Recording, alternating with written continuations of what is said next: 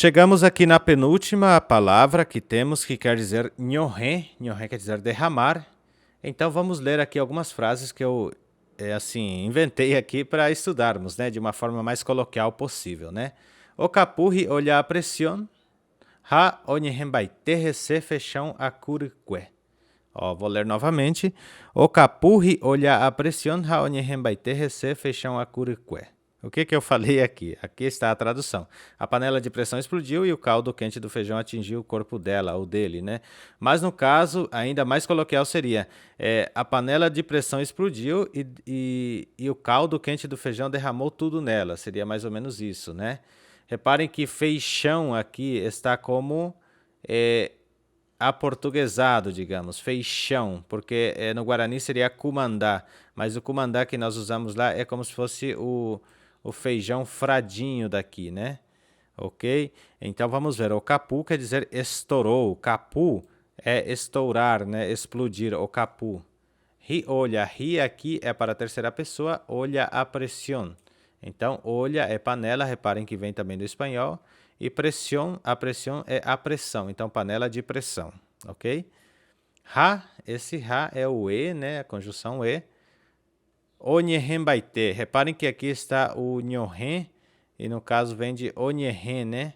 Onihém, então, derramou-se tudo. Mbaite é tudo. Onihembaite, rece. Então, se derramou tudo nele. Feijão acu. Feijão, já falei que é feijão. E acu vem de tacu, que quer dizer quente. Então, feijão quente, iriquê. Esse iriquê é o caldo. Reparem como as palavras vão sendo montadas, tá vendo? Se eu for falar caldo quente de feijão, aqui está totalmente ao contrário a montagem. Feijão a curiquê. Então, feijão quente caldo. Seria a montagem literal. Mais uma vez eu vou ler. O capurri olha a pressão ha onihembaite rece feijão a curiquê. A outra frase que temos de nhohen. O nhohen o pavavere rugui kurusupe nyandejara. O nhohen o pavavere rugui kurusupe nyandejara. Na cruz, o nosso Salvador derramou seu sangue por todos nós. Seria a tradução, né? Ou ele derramou na cruz o seu sangue por toda a humanidade, pode ser também, né? Então, reparem que o nhohen está se referindo a Nyandejara, que quer dizer Deus, nosso Senhor, nosso Salvador. Usamos Nyandejara. Lembrando que a palavra original Deus é Tupã em Guarani, que é da mitologia Guarani, mas se usa também para o Deus, né? Então, o nhohen o pavavere rugui.